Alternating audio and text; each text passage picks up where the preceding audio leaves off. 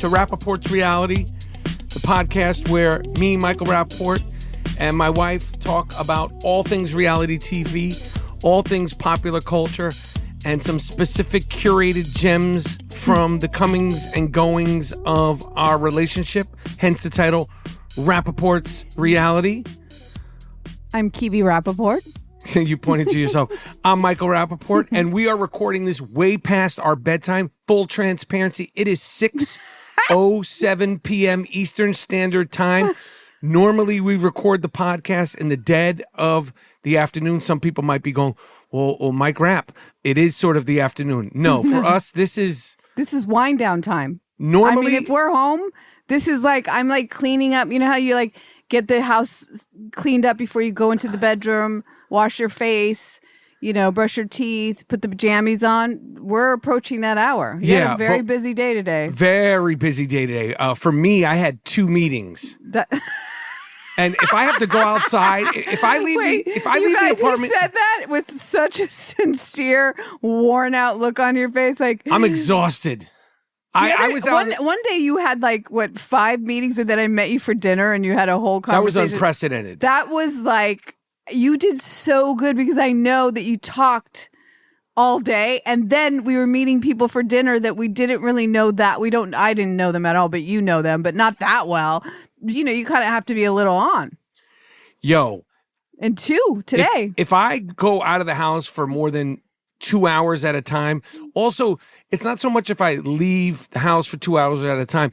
If I leave our block, that adds extra like stress, extra energy and all that stuff. And I was way downtown on Canal Street for my first meeting, and then I had lunch, and then I had another meeting, and I was meeting and greeting a lot of people throughout these 2 meetings. Hence the reason why we are recording this way past our bedtime, way past our normal recording time at 6:00. Now it's 6:09 p.m. 6:09 p.m. Eastern Standard Time. Approaching our bedtime. Nonetheless, Rapaport'S Reality, there's a lot to discuss. We had a bunch of things we were going to discuss, but we have to talk about the 2 crazy sudden losses in the popular culture world. First, the loss of everybody's favorite son, if you grew up in the 80s, Malcolm-Jamal Warner, passed away a couple of days ago in a tragic drowning accident. Apparently, he was with his family in Costa Rica and got caught up in a terrible, terrible situation and drowned at 54 years old. Unimaginable. I mean, truly, truly unimaginable. You know, I was thinking about him, and for every little black girl of the age that saw him on TV, that was my boyfriend at one point. My sister had a poster of him on her side of the bedroom. I think yesterday it's why I was moving very slow. I was like in shock. It's crazy. And, you know, if you did grow up watching that show and you are of a certain age, 30 million people a week Back then. 30 million people a week watched The Cosby Show. Like, at the time, network television was king. Going viral was 8:30 Thursday night, The Cosby Show, you know, and that was a humongous show, obviously a breakthrough show that, of course, is marred in controversy because of all things Bill Cosby related. But Malcolm-Jamal Warner, it's crazy when somebody passes, even somebody that you might not see that often. Obviously, The Cosby Show is from the 80s, but what he did and who he represented as a person on the show and who he represented afterwards and the way he carried himself really, really meant a lot and means a lot to a lot of people. It sucks. It sucks when actors, celebrities sort of get their quote unquote flowers, get their comeuppance, get their due when they pass. And that seems to be the case with Malcolm-Jamal Warner, because he worked consistently throughout his adult life, but he never had that monumental breakthrough thing again, which sucks. Yeah. And must have been frustrating to him as an artist and as a performer and somebody who's so recognizable. As an actor, but as a musician, he was very, very accomplished musician and a wordsmith. You know, his poetry, his spoken word. He was such a gifted, lovely, kind soul. And I first met him when he was at the height of the Cosby Show in a club in New York called the Latin Quarters. The Latin Quarters was one of the first hip hop clubs where you would go to these. I mean, the Latin Quarters was around obviously before the 80s. It was like, where you would go see jazz artists, and in the 70s, like you'd go see Lou Reed, and it was like a club in Times Square. I believe Latin Quarters is still there. But on Fridays and Saturday nights, or just Saturdays or just Fridays, I can't remember. I think it was Saturday nights. Latin Quarters in the 80s, we're talking about 86, 87, 88, 89, was a hip hop must go to spot. And it was crazy because you'd be in Latin Quarters, and not only would you be walking around and you would see Run from Run DMC, or Jay from Jam Master Jay from Run DMC, or Salt and Pepper. There's no bodyguards, or LL Cool J. With no bodyguards, there was no velvet rope, there was no VIP lounge. I don't know if those things existed in discos or clubs at that time, but I would see Malcolm-Jamal Warner there all the time. And this is when he was Theo. Yeah, and like I said, you'd be in the club and you'd see Salt and from Salt and Pepper when you'd be going to get, like for me, when you're going to get a Coke from the bar, or you'd see Big Daddy Kane or Biz Markie, or Chuck D from Public Enemy. This is when they were famous. And I remember distinctly numerous times seeing Malcolm-Jamal Warner, who was the same age as me, in there all the time. And then when I became an actor, and met him again in that carnation of my life, he didn't remember meeting me at the clubs, but he certainly remembered, being at the clubs and seeing that. And he was a hip hop head and a hip hop fan, and represented himself with such class and such, he carried the weight of being Theo Huxtable, and I think he understood what that meant to people and who he was as a person, and I think that informed who he became as an adult. Yeah. And we actually had a dinner with him at his house not too long ago, maybe 5 years ago, 6 years ago. Less. And I remember talking about that then, and I worked with him on that show, White Famous. And he just was always classy and beloved by everybody. Oh, he's so lovable. He's so kind. The type of person that when you're talking to him, you can meet him for the first time. He's looking you directly in the eye. He's so calm. He's giving you, like, he just was such a mensch and such a powerhouse of a human being, I would say. And what you would say, like somebody, an older spirit. Yes, such an old soul. That's a good point. Yeah, he felt like that. So tragic loss. Devastating. Obviously for his family and his friends, which he must have had so many friends being in the business and being Malcolm-Jamal Warner for so many years, and meaning so much to so many people in show business, in hip hop. I see so many people, from hip hop, some of the people I just mentioned, who have posted and said, I met him at 88, I met him at 87, and we remained friends. And, like I said, when I was around him, he was always classy, cool, humble, and just a nice person, like a nice, decent person. Really decent. Really salt of the earth type of person. Yeah, and really, really sad, the loss and the passing of Malcolm-Jamal Warner. And then right before we recorded this podcast, another sad loss, obviously in the music world, but this is Rapaport's reality, Ozzy Osbourne, who needs no introduction. None, yeah. Even if you've never heard an Ozzy Osbourne Black Sabbath song, everybody knows about Ozzy Osbourne. Is before you even saw him on TV. Like, I remember as a kid hearing about Ozzy Osbourne and the name. Did you hear, because before I even knew Black Sabbath, any song from them, I know what you're going to say. The urban legend of him biting off a pigeon's head. Right. That's what he was. And when you're a kid and you hear about a guy and you'd see a picture with the black makeup and the crazy hair, and all you'd see is pictures. This is pre-MTV, and you hear about, he ate a pigeon's head on stage, and or it wasn't a pigeon, it was a bat. Or it wasn't a bat, it was a rat. Right. And you'd be like, who the fuck? What the fuck? I don't want, like, this. It sounds like Jason. Yes, like, totally. Like Friday the 13th. Totally, shit. like a scary movie. Think about his career. How controversial a lot of those heavy metal stars were with the alleged satanic worshiping, or the eating of the bat's head, or the makeup and the sex and the drugs and the rock and roll. But I feel like his true claim to fame, in my eyes, is his family life. They have not just Kelly and Jack, but there's 3 other kids that they had that chose not to be on their reality show, the Osbournes. And the fact that a man like that, who supposedly 1.8 a pigeon's head on stage, was able to keep a family together like he did with Sharon and I think that's a legacy, right? And one of the things why his show was so successful, because although he seemed wacky, he seemed totally lovable, totally sweet. And the fact that family did come first to him, clearly. Obviously, when you hear Sharon and you heard them talk about their marriage, it wasn't an easy marriage. No. But at the end of the day, it was all about being married. Adored his wife. Yes. And obviously she adored him. Yeah. And the kids and all that stuff. And as far as a reality TV show, we're talking about the Mount Rushmore of reality TV shows. This is before the Kardashians, and Sharon Osbourne apparently was the mastermind. She was a Kris Jenner before the Kris Jenner. Negotiating crazy contracts, and everybody was like, what is this shit? And this is when reality TV, it was looked upon so negatively.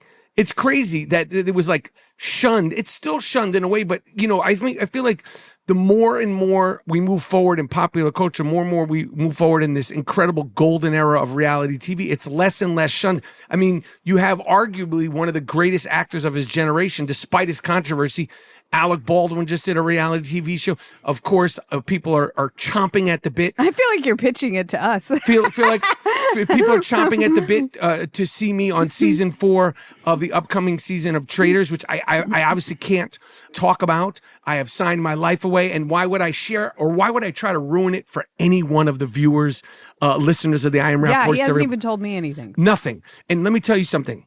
Traitors season 4 is going to be fantastic, but in a long legacy of reality TV shows, everything that we got on now, and I mean every single channel, network, streaming, cable, sub-cable, TLC, stations I never heard of, Zeus, online, there is reality TV all over the place. And just like hip-hop, the great Biggie Smalls said, I never thought that hip-hop would take it this far. I never thought that reality TV would take it this far. You never thought that. No. When I say it all the time. It was really shunned.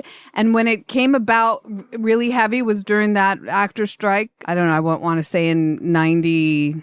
I don't even know when. But all the actors were like, oh, hell no. You are going to make this a thing. Yeah. It won't last. It'll last the weeks of the strike, and that's it. And here we are.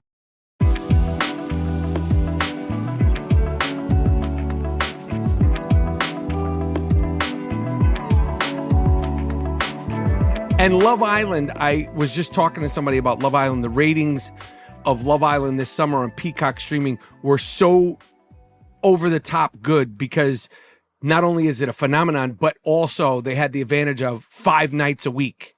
Oh. We're talking about like this turns into must-watch TV. And the people that I was talking about, I was just talking to my agents, and they were like, I went on vacation with my wife, and then when we came back, my wife was locked, stock and barrel catching up. Right. I mean, people went... Everyone watches it. Went fucking crazy for it. And people are... We're not the only ones who have mixed feelings about Love Island, by the way. Okay. Other people feel the same way about the sexuality, and but you can't take your eyes off it. You can't take your eyes off it, and the ratings prove it. But to bring us back to the great... Wait, I have a question. What? Why would the ratings be so high when something's on every night? Because if you're watching, they're you're that high. You're going to return. They keep watching. People feel like you can't miss it. So if you're in it, you're in it. It's interesting. It's crazy. It's like once you're in it, people are like, I can't miss another episode. So normally with reality shows, especially the reality shows that we like, it's once a week. Yeah, I know. But what I'm saying this to you is like, night? For me, we got burnout on it. We're laying there at night, we're in the minority. We got one eye open, trying to hang on to watch another. We're in the minority. That really? Shit is a huge. I think it's the biggest, most watched, particularly this season. And imagine what next season is going to be. That's like. incredible. Crazy, right? That's incredible. Now the spinoff that they're trying to do after the Villa, I don't know. Do you know about the ratings for that? I don't know about After the Villa, which is a spinoff of last year's group of Love Island. I personally, again, as much as we want to consume everything, there's only so many hours in the day. And listen, we'll go to the bottom, and we'll go to the top.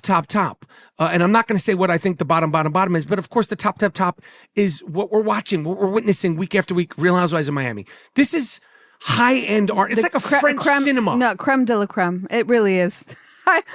You know what? If somebody really asked me to tell you why I feel that way, I don't know where to start. Because it's you don't giving, need to. If somebody needs, well, maybe right. If you're a fan of the Housewives franchise, you know exactly what I'm talking about. It's like got that special something. Je ne sais quoi. They say Je it ne in sais French. quoi. Yeah, They call it in French. Je ne sais quoi. It's got Miami itself as a character, and the clothes, and the women, and I don't know the drama, the humor, drama, and the humor. I mean, this last scandal. This last couple episodes, with the fight with Gertie, I didn't like it, But it even had a drink being thrown. It did, and this is without like the viciousness. I mean, there's true anger there, but it's almost like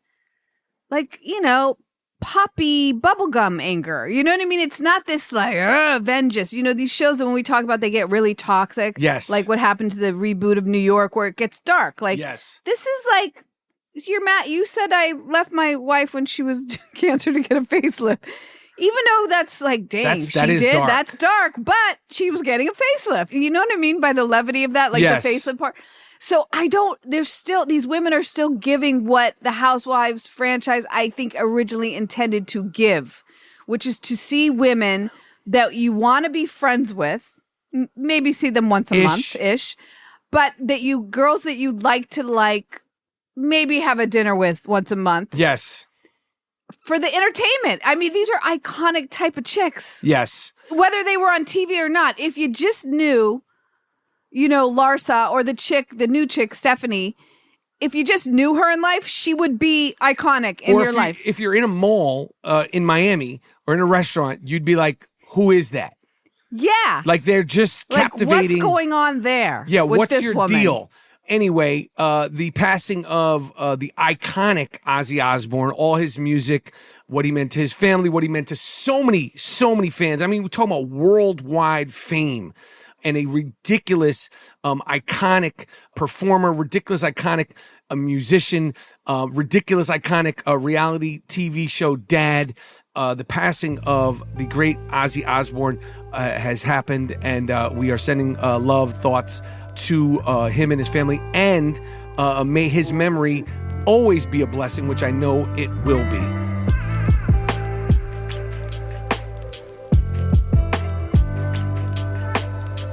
Another piece of information, hot news. First of all, Schena Shay. Oh, Schena.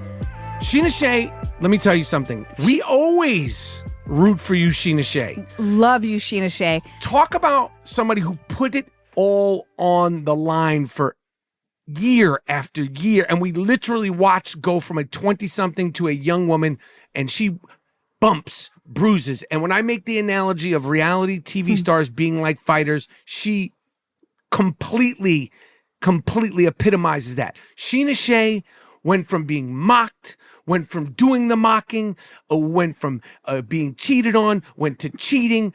She was the brunt of jokes. She was the joke giver. She was the shit talker and being talked about. Schena Shay, all time. Yes. On Vanderpump Rules. She put it down. Good as gold. She did. Good as gold. Good. And a class act, because she just sent her new book to us, and she wrote a very sweet card. I'm sure she had someone write it. No, is it her writing? Yeah, I mean, it's somebody wrote it in handwriting. But they included me, and I think she included me. And Schena Shay has always been super duper sweet. And the last time I saw Schena, I was doing Watch What Happens Live, and they do this thing where they'll surprise Ding guests. dong. And Schena Shay came in, and I mean, I could not stop laughing. Your genuine shock and surprise, although I'm not sure why, because any one of your favorite people could come out that door, but you literally looked like it was for you.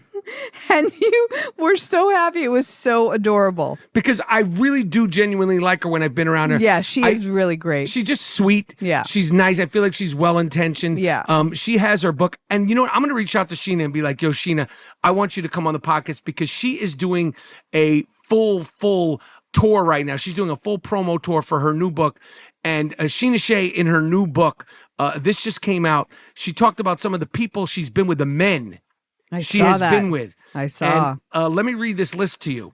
Jesse Metcalf, the actor. Eddie Ciprian, which this was a whole thing with Eddie Ciprian. John Mayer.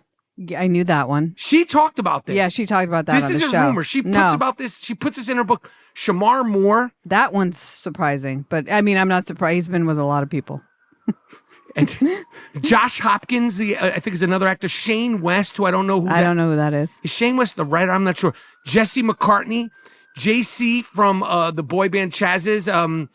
He's not New Kids on the Block because he's Backstreet Boys. No, he's New Kids on the Block. Yeah. JC from one of those bands. Sorry, JC. Adrian Grenier from Entourage. I think she's got a type, no? Like dark-haired guy. Like they all kind of dark and handsome. John Mayer, Adrian Grenier, Ricardo Chavera, William Tell. She said 2 actors from The Notebook. 2. Now, I don't know who else is in The Notebook off the top of my head besides Ryan Gosling. I don't know. And then she said a few NFL, NBA, and Major League Baseball players to name a few. She did all the major sports. And she said, and that's not, none of that worked out really well. And then she went on to talk about, her marriage and settling down and all that stuff. But I was like, that ain't a bad list. Like if you're an older woman, an adult woman, she's not older, she's young, but an adult woman, you look back, I was a little, I had a good time. That's a good time. Yeah. I mean, that's something to write about. You see me just being quiet because you're my husband. This subject is like, okay, next. Do you know what I mean? Like, I'm like, okay, yes, go girl. What am I supposed to say? I don't know what you want me to say to that. I think it's pretty bold that she's putting the names out there. They never put the NFL, NBA, or baseball players out. Well, I was going to ask you. I wonder if she called those people, or maybe she stays in touch with them, and there's a lot of people know stay in that their touch name with. was going to be out. I don't know. I mean, John Mayer. I feel like every girl has been with John Mayer. Yeah, but that's one of like 10 names you just read. Yeah, I don't know who Ricardo Chavera is. I think he's an actor also. Nonetheless, Schena Shay, we always rock with you. We always want nothing but good things for you. I'm going to bring that book with me when we go to LA. I'm going to read it. We're going to be in LA. We'll be staying not too far from the old stomping grounds of Pump Rules. Yeah. And the old stomping ground. What was the other? Pump Rules and come on. Not Pump Rule. Pump Rules. What was the name of the original? Are we that? I don't remember. Oh my! Wait, I know, Pump Rules. Pump Rules, was that a restaurant? I know something about her sandwich place. Is something about her still popping? I believe it is. Oh, we need to 150% finally make our pilgrimage to something about her.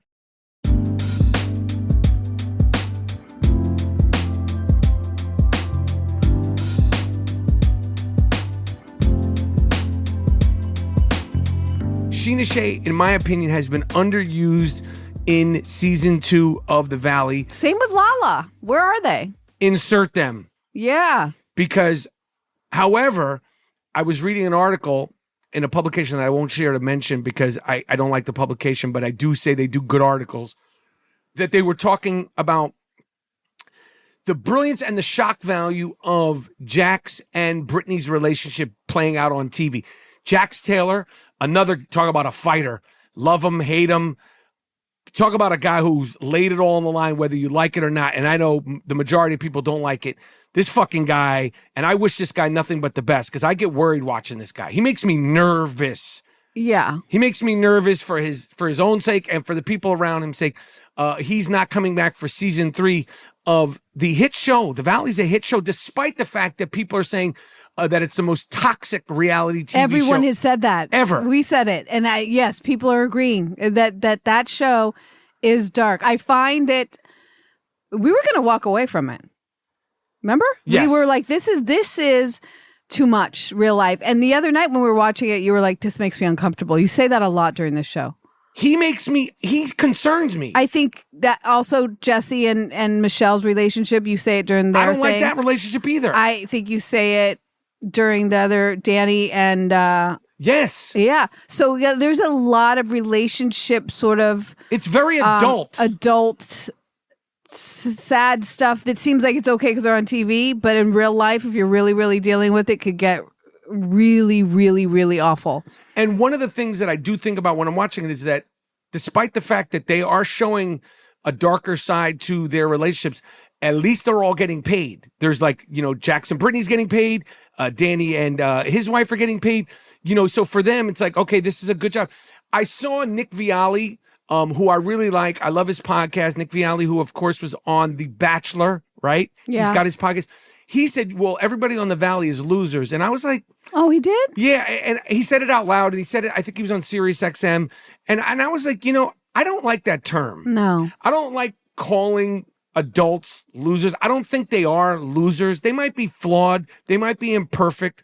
But I was like, they're not losers. They're people, and they're struggling. And despite the fact that what you think of this one or what you think of that one, it's like there's something that you have to respect as a fan of the medium of reality TV, that they're putting it out there.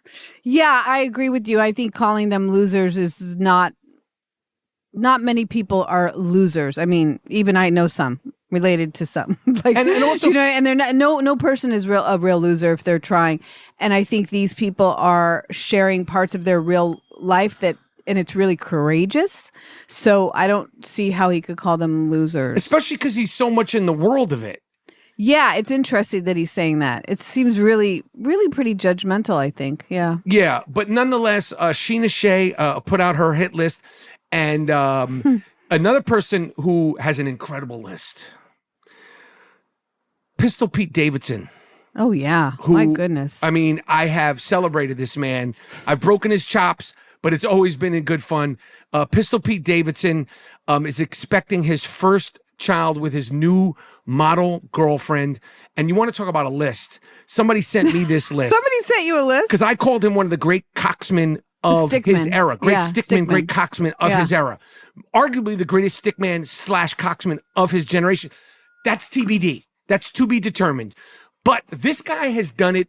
I mean, maybe that's why partially he has to check himself in for these extended stays at a health rejuvenation places. Yes, because he needs to take a break. Ariana Grande, Kate Beckinsale, Madeline Klein, the model, Phoebe, some other model, Olivia, some other model, Kaya Gerber, the actress, Emily Ratajkowski, and the other model, Chase Sue Wonders. And these are the ones we know about. Hello, you're forgetting our favorite. Hello, Mount Rushmore. Talk about reality TV. That list that I just mentioned forgets the favorite. Kim Kardashian. Post Kanye. Wow. This is an incredible coxman. I mean, post Kanye, during Kanye, he had to deal with him. I mean, that should give him 10 more points. Somebody said, does he make it into the Stickman Hall of Fame? And I said, yes, he will make it into the Stickman Hall of Fame when the induction takes place. Somebody said, does he get a building named after him? I said, no. That's TBD. I hope he doesn't make it into the Stickman Hall of Fame. I hope he goes on. It's a blessing that he's having a child. He's been troubled for a lot of his life, and he's been very, very blessed and taking care of people who know him, love him deeply. Yes. And look out for him. And I think this is a changing season for his life. And I'm wishing that he stays out of your Stickman Hall of Fame. Well, he's already in it, babe. If what do you never, mean? If That's he not settles, that many. You just named a few girls that I don't even know who these people are. I mean, Kim Kardashian is the number one. I don't know why he would make it. Sorry. He's not like Jack he had Nicholson Ariana or Grande Leo. singing songs about him. Oh, right. It's not about the numbers. It's not about... Oh, it's the quality. It's the quality and the je ne sais quoi. Right. Because he did it with class. Like, despite the fact That's right. Nobody's shaming him and dragging him through the mud and saying he's horrible. He's a sucker for love. I feel like Pete Davidson really... I wish him the best because the times that I've met him and spoken to him couldn't be sweeter. He's like a Great Dane to me. Very sweet. Lovable, big Great Dane. And he will definitely be in the Stickman Hall of Fame, whether or not he makes and gets and earns a wing or a building after him. No. Just to recap, the only person that has a building named after him is, of course, the great Warren Beatty. And then, of course, there's the Jack Nicholson Auditorium in the Stickman Hall of Fame. And, of course, we are building currently the Leonardo DiCaprio wing in the Stickman Hall of Fame. Other than that, you don't just give away buildings. But kudos to Pete Davidson and his girlfriend. And we wish him nothing but the best always. Pistol Pete Davidson, who might be off the streets for good. The other thing that I wanted to ask you about, babe, hot couple alert.